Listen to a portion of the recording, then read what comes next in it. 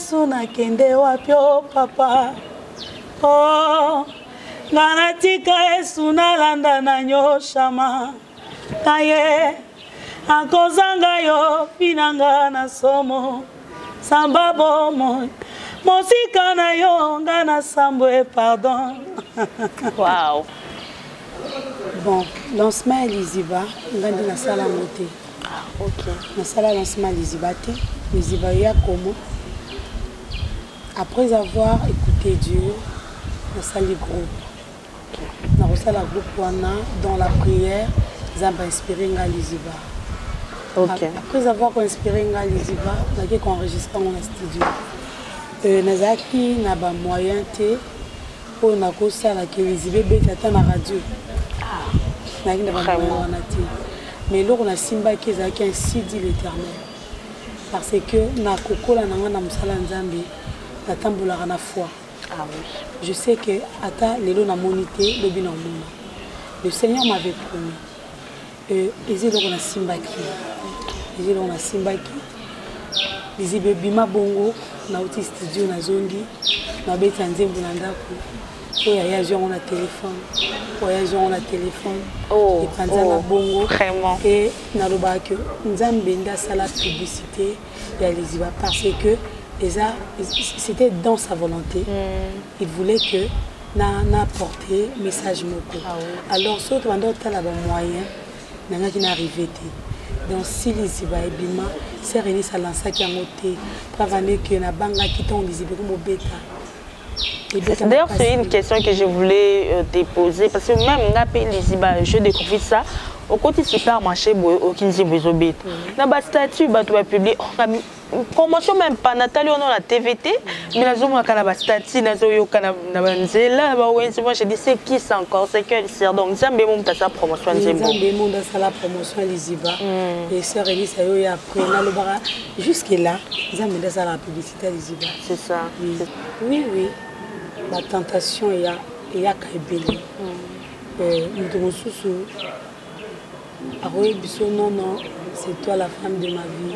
Nous sommes le bilan de mon ministère. Ah oui. Nous sommes le bilan. Vraiment. Voilà. Mais moi, je ne suis pas là-bas. Et nous sommes là-bas, nous sommes binemi en gâté. Si nous sommes rose à l'animé, dans l'esprit mobile, il peut être aussi marié.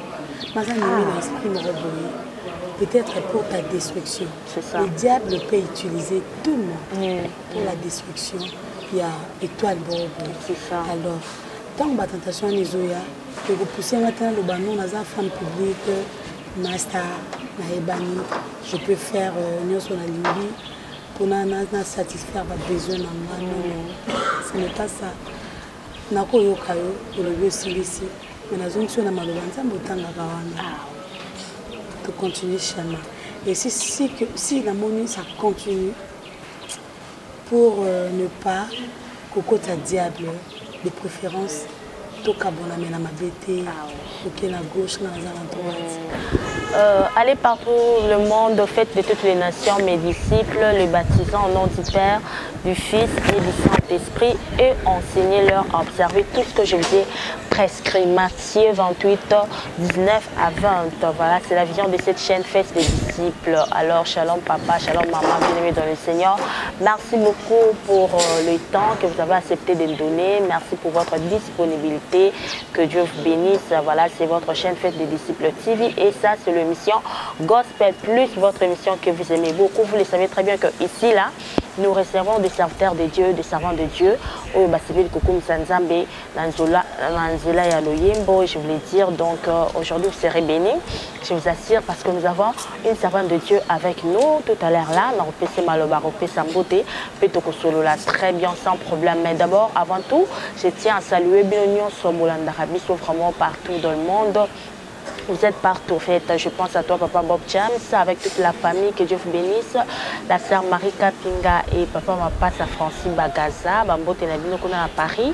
La sœur Christine Kapinga, Maman Bijou Lumière, Coupa, éditrice du magazine Étoile du Congo. Bino vraiment Nzambe Apambola Bino Balandi a fait des disciples. Alors, sans plus tarder, je vais déjà saluer mon invité et nous allons commencer notre émission. Alors, j'ai dit comme ça, Shalom Maman Eunice. Shalom, monsieur.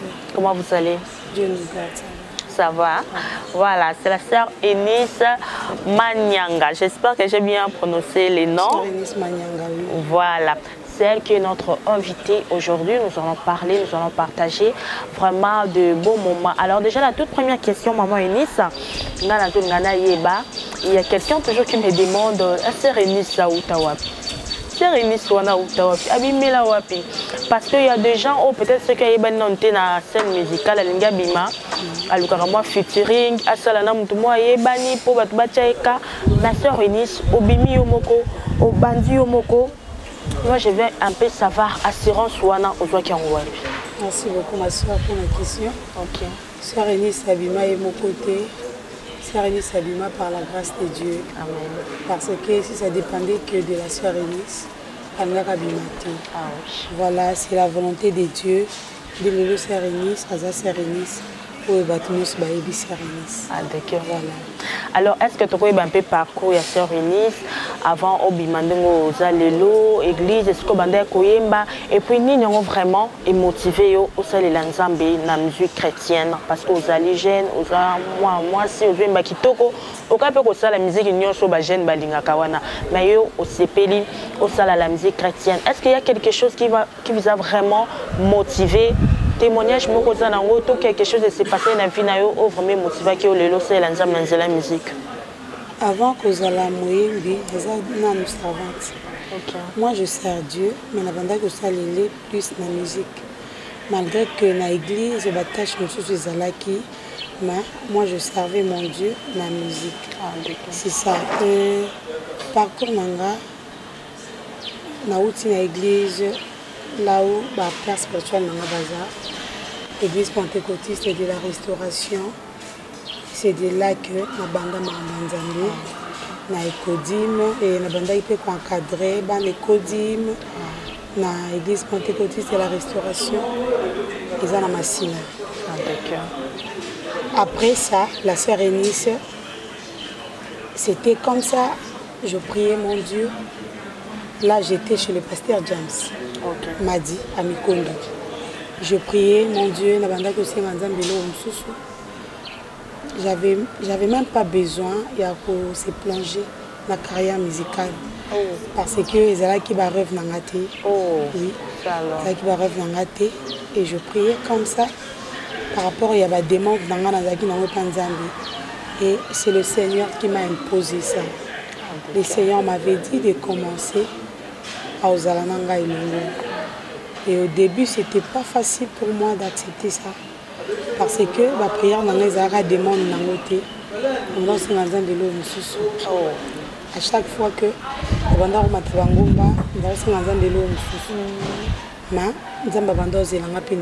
c'est ça. Voilà. Moi, quand j'ai prié, j'ai demandé le mariage. Seigneur, je veux me marier. Après ça, le Seigneur m'a dit que Ezawa na tende na ozelayo. Na ozelayo na musala nanga. Ah oui. Na musala ngo nazaki vraiment porté pour accepter ça. Mais comme le Seigneur avait dit qu'il sera avec moi, j'ai accepté, j'ai obéi seulement. Et ils ont fruit seulement à obéissance envers le Seigneur. C'est ça. Moi, je croyais d'ailleurs que sur ces sœurs Eunice aux Angolelo, ils ont des prières au côté qui approfondissent pour le banzam, benazo bimsanze, mbonangina ndoyemba, ifona yebana, ifona sala sur ces or, yo sa kosengelo msusu, nzambe mo na recommandé na musala ozo sala. Oui, succès nanga. Ezaki parole moko nzambe bisenga que Eunice Congo koyemba. Moi j'ai pensé seulement que Congo kaka, mais à ma grande surprise, les Ibekati à frontière. Voilà, donc c'était dans la volonté de Dieu. C'est pour moi j'ai dit que les mission Nzamba Pisanga Il y a une parole mort, il y a consolation, puis il y a espoir. C'est ça. Le bateau va perdre espoir. C'est ça. Voilà pourquoi réussite à Liziba.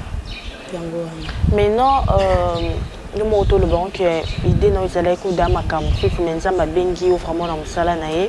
Alors, quand tu as la terrain musical, c'est comme si ils ont vraiment saturé. Il y a beaucoup d'artistes. Chaque jour d'ailleurs, bazo bimakaka, binoko boto récemment. Alors, vous avez quand même hésité peut-être que le bac, malgré ça, singa. Est-ce que ceux qui vraiment ont mis ici album, ton Zembo, est-ce que ça va réussir? Parce que Thérèse a saturé, puis grand peu, belé ou déjà ça sur scène. À part Malobo, je ne sais pas ce qui est en Kakande et à Sirakio. Est-ce qu'il y a une autre chose vraiment au pays à Sirakio que non, tu étais déterminé, Nabim Sakara Zembo, malgré que terrain, dans mon c'est comme si ça saturé. Bon, lancement à Liziba, on va dire la salle à monter. Ah, ok. La salle à lancement à Liziba, Liziba, il y a comment? Après avoir écouté Dieu, on a sali groupe. On a reçu la groupe dans la prière, ils ont inspiré Liziba. Okay. Après avoir inspiré Liziba, on a enregistré dans le studio. Nazaki n'a pas moyen pour na kosa la que Liziba bête na radio. Vraiment. Mais là on a simba qui est ainsi dit l'Éternel. Parce que na kokola na ngana musala nzambe. Na foi. Ah oui. Je sais que ata lelo na monité le bino mona.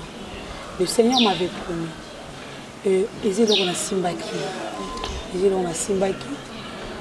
Lizibe bima bongo na uti studio na zongi na beta nzembo na ndako. Oya ya on a téléphone. Oya on a téléphone. Oh. Et panzana bongo. Vraiment. Et na loba que nzambe nda sala publicité ya Liziba parce que c'était dans sa volonté. Il voulait que n'apporter message moko. Ah, oui. Alors, ce qui est là moyen, qui n'est arrivé. Donc, si les Iba et Bima, c'est Rémi Salansa qui a monté, travailler que na banga qui tombe les Iba comme bêta. D'ailleurs, c'est une question que je voulais te poser parce que même les Iba, je découvre ça. Au côté supermarché, au Kinzi Bozobit. Dans le statut, tu vas publier. Promotion même pas Nathalie on a la TVT mais la zone à la statue na zo yo kana na banzela ba wenzi moi je dis c'est qui ça encore c'est quel sert donc Nzambe mon ta sa promotion Nzambe mon dans sa la promotion Liziba et sœur Elisa yo ya après na lobara jusque là Nzambe dans sa la publicité Liziba c'est ça c'est ça parce que j'ai qui n'a pas sa volonté c'est ça en tout cas c'est vrai et si bébé mais ça la promotion t'es assez Dieu vraiment lui-même alors comment est-ce que la famille musicale chrétienne vous a accueilli tant au bimi au côté pe ba grand déjà na kati ba yano ba papa na yo ba maman na yo na kati ya musique chrétienne oyo ndenge nini bango ba yambaki yo accueil na bango za kindeni envers yo bon elo esalenga malamu mingi kotala accueil na bango Aujourd'hui, Bosso et Mbanga, c'est le prophète Jimmy Mbaya. Ah, d'accord. C'est le prophète Jimmy Mbaya, il a pris ça en chance. Ok. Dans le monde musical. Il a pris ça en chance. Il m'a invité dans l'église. Il m'a dit de Pambolami. Et papa Patrice Ngoyi Musoko. Il pas Mbanga na maboko ya fungwama. Il m'a invité et a conseillé Maman Chabani dans Bazé Belé. Maman Chabani pour tout notre école l'émission. Na tout nie nzemoni no c'est pas non mikolo a imba nzembo non. On a za maman oyo à chaque fois où on a joué à occasion yo kutana na ye nazanga ka conseil ti. Je l'aime beaucoup. OK. Nazanga conseil ti pa na ye.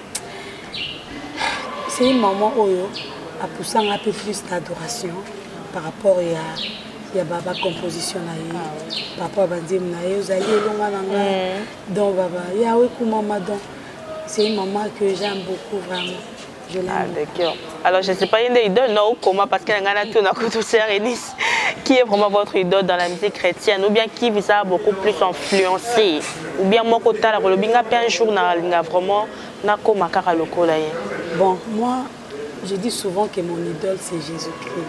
Ah, mais a influencé. Moi, j'aime adorer le Seigneur. Donc, je me sens chez moi, je me sens à l'aise à chaque fois qu'on adore. Je peux danser, je peux faire tout, mais si on a comme une adoration, on a se retrouvé dans la carrière. Voilà, donc, Il y a une personne personnelle qui a inspiré vraiment beaucoup d'adoration. C'est Papa Alain Moloto. C'est Papa Alain Moloto. Il est vraiment des... Il a poussé vraiment plus. Il a il a adoré Nzambe pour y mal banda aux angati. Ah, c'est ça. Voilà, c'est vrai. Ah, d'accord. Donc, Papa Alain Moloto. Alors, sœur Eunice, parlons un peu de la chanson Liziba. Quelque part, maloba moko so bakunobi, bafinganga zo baponayo, bafinganga bolele ponayo na nzima. Kasi, pour ça monter manangezana sanjolayo. Moi, je me suis demandé, je me suis dit, au fait, tous ceux qui bazo finir peut-être bololé, so bazo finir pour Nzambe. Le samba mutone zara Nzambe, pambolanga Nzambe, salelanga batwana bamona, bakanga munoko. Mais c'est remis sur le bim malgré bazo finir bongo pour ça monter manangezana au sanjo. Je peux dire que au moins il y a Moussala Nzambe. Ceux qui bazo finir et que zo bon de la Nzamba sale le pour prouver batouana et trompe-toi. Au moins de l'autre côté. Mais moutonyo soit à la rappeler de Dieu. Parcours n'a pas facilité. Parcours pour recevoir d'insultes, par rejet et tant batouan le bango, il me repose se retrouver. Oui, ça ne va pas. Ça ne va pas vraiment dans ma vie. Vous voyez, voilà. Donc, Nathan wana, mouté mananga sobi au kamalo babatu, na olela, na ko singelo taliwa, menana posa na ngote, Yesu yo mona, na musali na. Tant ba finga nga misu lezo mona. Tant mokileza ko humilier à chaque fois, misu lezo mona nga. Bon, le quoi ba finga nga c'est que permettre ba finga nga. Ah oui. Mais mouté mananga a besoin qu'on réponde à la note. Pour ça, la tombe, car il est dit dans ta parole, quand vous élèverez le Fils de l'homme, vous connaîtrez de quoi il est capable. Voilà, donc, nous avons besoin de la futurité. Ils ont passe-temps, pour qu'il y ait le bakaka.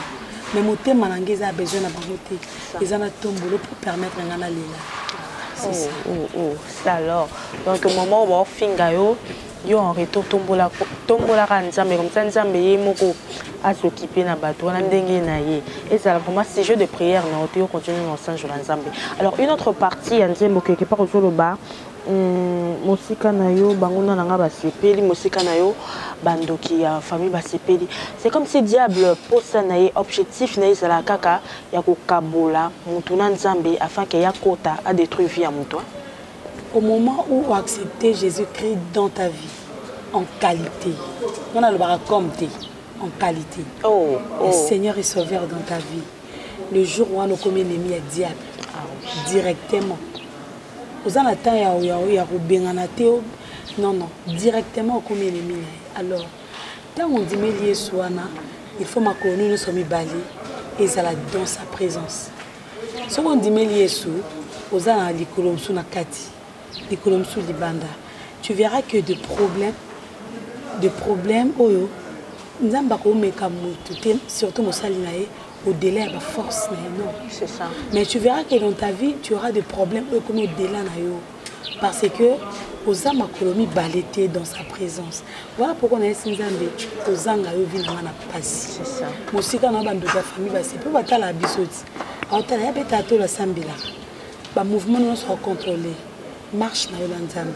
Ta façon de parler, ta façon de faire les choses, ta façon à contrôler. Moindre erreur diabakoti et à détruire. Voilà pourquoi on a lobby musika na yo. Banguna na ba sepeli. Malam bamo na nga souffrir menazana yo. Parce que kozala na yo, ils ont élité à libéla. C'est ça. Mais si on a zangi yo, vina nga na somme. Ah oui, on comprend.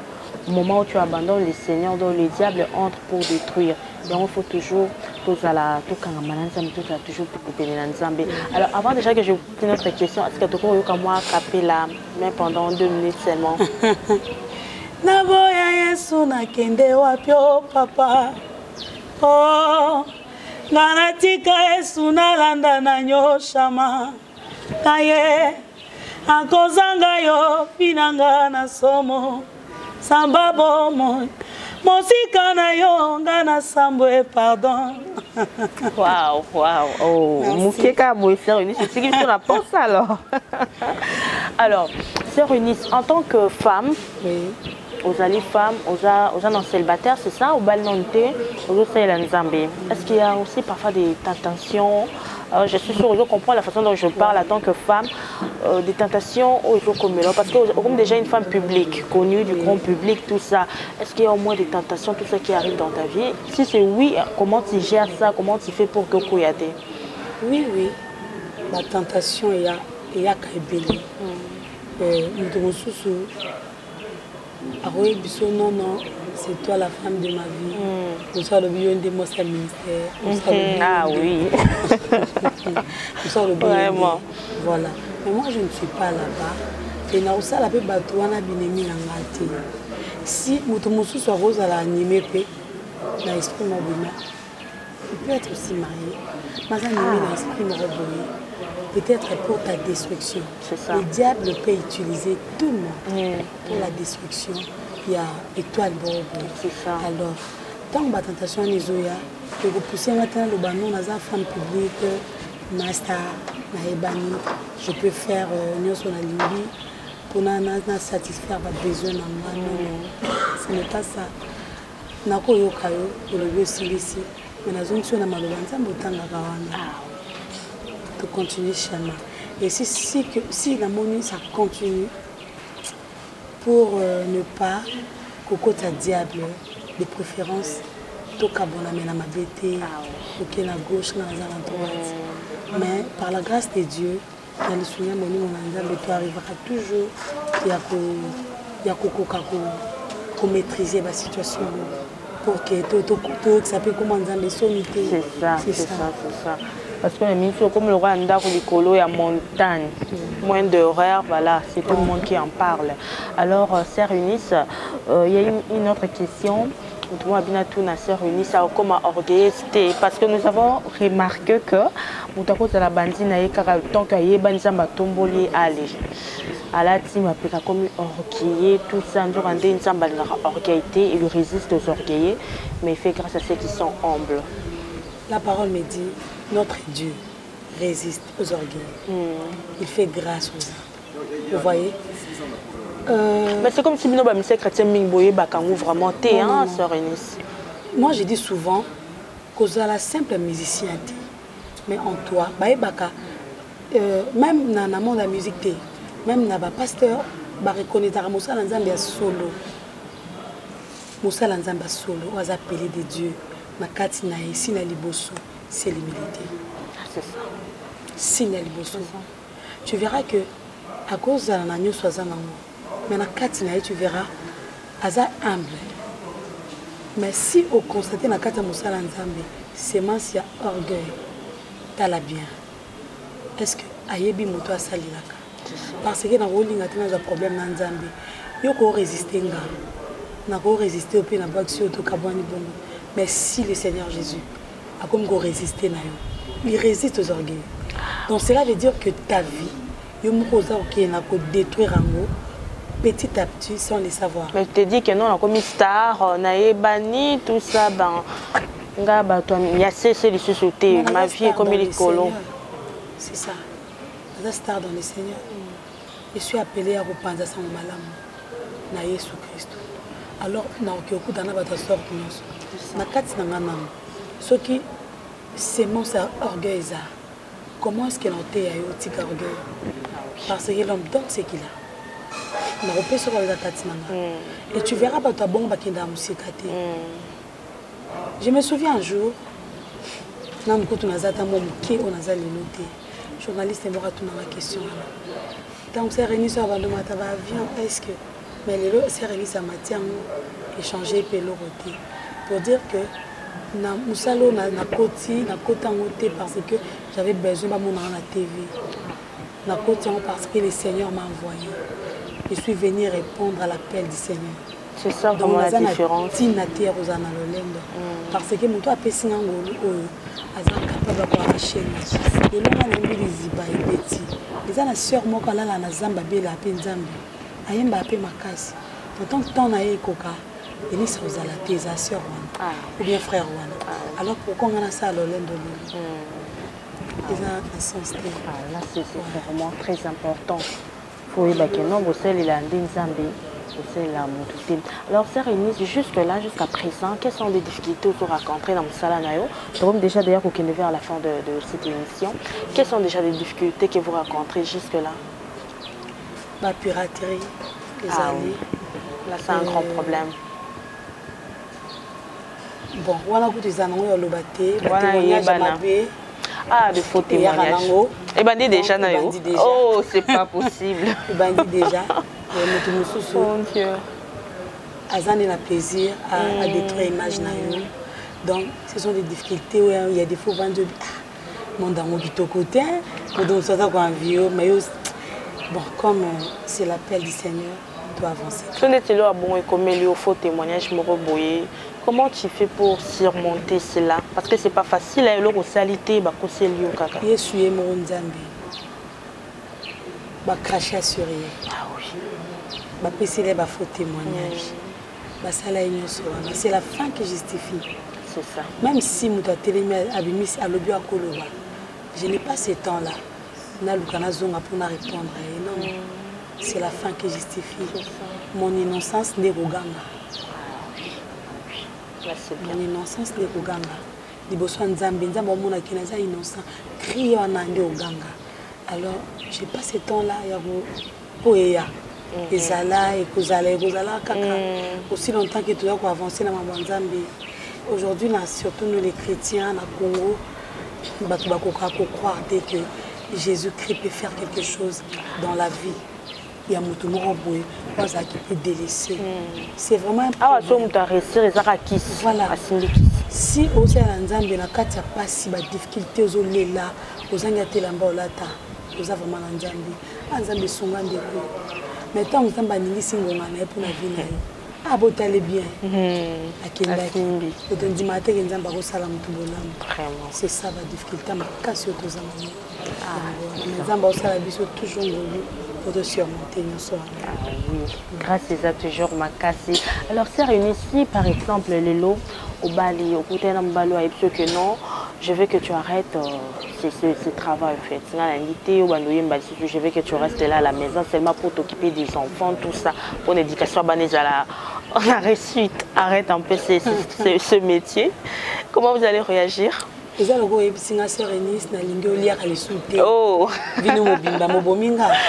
Je peux pas.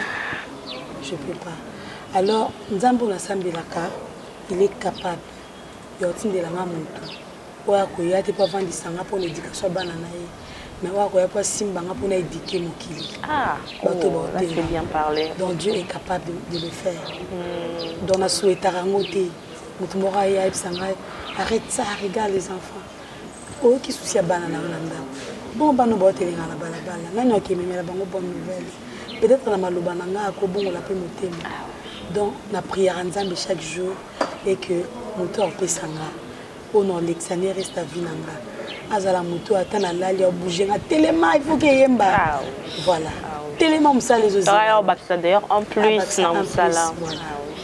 Ah là c'est vraiment bien parlé. Alors voilà, avant déjà tous les canards, rubrique morte aux annonces émission Oyo. Sœur Eunice, je sais pas, est-ce qu'il y a une question à tout noter, fallait la tout nayo. Non, ça va, non? Jusqu'à là, parce que nous sommes arrivés à la fin. C'est bon? Ah, d'accord. Alors, nous passons à notre rubrique qui est gagner des âmes pour Jésus. Sœur Eunice, il y a grâce à Nzambe. Et Bélé, Bolanda, Bissou, Baïbi, non, Nzambe, dans la vie, donc, nous avons une caméra. Lancer message dans des réunions ou andimi na nièce na bon moyen été yépé andima soit rejoindre permission la famille il y a des disciples à Jésus pour seulement prier mo kata 2 minutes pour na bandeko wana ni yon malamu ekozala na mutu a gagner mokili mobimba soki a perdre âme na ye. Moi je dis souvent où passeras-tu ton éternité après vie autozanango il y a une autre vie. C'est la vie éternelle. Nathan, on a s'adresser à bateau, accepter qu'il déjà Christ, il y a les bossos, mais par rapport à la difficulté à vie, abandonner. Jésus revient bientôt. Après vie autozanango, il y a une autre vie aux Elabiso. C'est la vie éternelle. Alors, réponds-toi. Ndegozo Kanga, réponds-toi. Ceux qui passent les qui acceptent de souffrir, mais pour na Yesu. Mais mutu moko te asali la Yesu. Après avoir gosali la Yesu, Yesu wana yoksi soni tina suka ezalaka te. Mutu nyonso oyo asali la Yesu na suka na ye aza toujours na témoignage. Même tu lis dans la Bible, eza na ba héros nyonso oyo basala na Nzambe, baza na ba histoire a pasi. Ata Gédéon wana ba benga vaillant héros, soko ki histoire na ezalaki toujours ya pasi. Voilà. Joseph a été comme avoir même la bande connaît proche, makila na ye. Mais comme azaki na lisolo na Nzambe, suka nango alonga ki toujours. Ils ont une importance moroté au sale la mokili, au sale la folie, au loba. Nous même toujours croire que Dieu existe. Il est temps de se repentir, pour accepter Jésus-Christ dans ta vie en qualité de Seigneur et Sauveur. Et un jour, au Kolobaseur, Wana Lobaka, Nayokaka et Lelo Natatoli. Dieu vous bénisse. Voilà, une petite prière, même d'une minute seulement pour toutes ces personnes. Merci Seigneur Jésus, Père éternel, Adonai Yahweh Shama. Je te rends grâce pour ces moments et pour ta fidélité dans nos vies. Tu as permis à ce que moment auto-passé en la présence de notre Père. Je recommande Moutou Nyonso, où il y a la mission au Nkolalelo. Oya yoki biso na maboko na yo boba wende ko accepter te Seigneur et que aux ensemble beaucoup sala quelque chose na vie na bango le Saint-Esprit les consolateurs de cœur abattus je te prie Père éternel simba mitema pe consoler mitema bomba batu nyonso oyo balandi mission oyo na ombre ya bonzambe na yo malheur et simba moko te kasi bolamu na yo ezala partage ya vie moko na moko dans le nom de Jésus-Christ de Nazareth je ainsi prie amen. Amen. Voilà, alors vous tous qui avez suivi le message de la sœur Eunice et vous avez décidé de donner votre vie en Jésus-Christ, comme on le dit toujours, n'hésitez pas, contactez-nous par ce numéro de France, plus 33, un serviteur de Dieu va vous recevoir là-bas et puis vous allez parler avec lui pour que voilà, nous sommes arrivés presque, d'ailleurs nous sommes arrivés à la fin. Une dernière question, sœur Eunice, quand est-ce que nous allons consommer une autre chanson de la sœur Eunice? Parce que voilà, déjà tout ces pays dans makasi, zimbo déjà pamboli biso. Quand est-ce que tu vas cancer mon sous? Amina, ils sont déjà prêts. Ah, ok. Et s'il est déjà, ils ont dit que merci. C'était prévu que il m'a déjà, c'est même passé. Ah, okay. Mais moi contre-temps, Maurice Salamaki, mais non c'est dans la bande Nzambe, va s'abonner massivement à la page dans Facebook, YouTube et tout, parce que déjà c'est dimanche. Ah, c'est dimanche. Dimanche, c'est le 40e. Aujourd'hui, nous sommes vendredi. Ouais. Le combien là? J'ai oublié moi aussi également. Waouh! C'est déjà c'est dimanche. Voilà, c'est dimanche. C'est dimanche déjà. Okay. Dimanche soir. Déjà sorti il y a. Je pense que c'est le 25. Amina, ils ont déjà. On a ma plateforme. Alors téléchargez massivement. Bon, vous allez déçuter. Vous allez vraiment déçuter. Voilà, c'est juste que là, programme aux Alango Yangwana ou bien un programme sur Isali. Non, notre programme sur Isate pour le moment. D'accord, donc le 25, dimanche 25 avril, la sortie de la chanson Amina. Je suis sûre que nous serons encore bénis comme aujourd'hui. Alors, la sœur Eunice Lobassou, Kapé Bambo, tu sais que un numéro de contact, comment est-ce qu'on peut contacter? Ok, bah, salutations Nanga, il y a des bossus qui sont ma maman chérie. Chimpe Rebecca, je l'aime. Chimpe, oh, le mot de ma mère. Ma mère aussi c'est Chimpe José. Waouh, ok, allez-y. Chimpe Rebecca, je l'aime beaucoup. Et à mon producteur, GK Production, M. Gabriel Kabea, la salutation Nanga et Panae, la salutation Nanga, la pasteur James Madi, prophète H, équipe Nanga Mobimba, la source de vie Mobimba. Na pesimbote na pasteur Timothée, na pesimbote na ma grande famille, na bana nzambe nyonso, obalinganga na obalinganga te. Moi je vous aime beaucoup. Botelanga na corps de Christ Mobimba, voilà. J'ai ma grande sœur qui vous aime beaucoup. Oui, à tiens qu'on a statine et ton miti pour habiller c'est ça ni ça boire quand bijou lumière. C'est quand même beau. Bijou lumière, sœur bijou lumière. Voilà. Moi aussi je t'aime beaucoup. Bisous. Voilà. Tout mon nana. Merci beaucoup. Voilà, nous sommes arrivés à la fin de cette émission. Donc, merci Namino Soulanda TV du début jusqu'à la fin, à Kinshasa, en Europe, en Amérique. Que Dieu vous bénisse. Je dis comme ça, merci à l'équipe technique, Jean-Didier Mwanza. Il était derrière la caméra. Je vous retrouve prochainement pour un autre numéro. Que Dieu vous bénisse. Bye bye chez vous. Soyez les bienvenus sur votre chaîne chrétienne. Faites des disciples TV, c'est Jésus-Christ qui règne. Une chaîne qui vous propose un large panel d'émissions gospel, telles que Jésus-Christ qui règne, Gospel École Adoration, Sur la montagne des disciples, 1 heure avec le Saint-Esprit. et l'École des disciples. Faites des disciples TV. Abonnez-vous massivement sur notre chaîne, qui est aussi votre chaîne. Faites des disciples TV. Partagez nos programmes, Témoignages. les enseignements, nos prières. Faites des disciples TV. N'hésitez pas à vous connecter. Une seule adresse, un seul lieu de rencontre. Faites des disciples TV. C'est Jésus.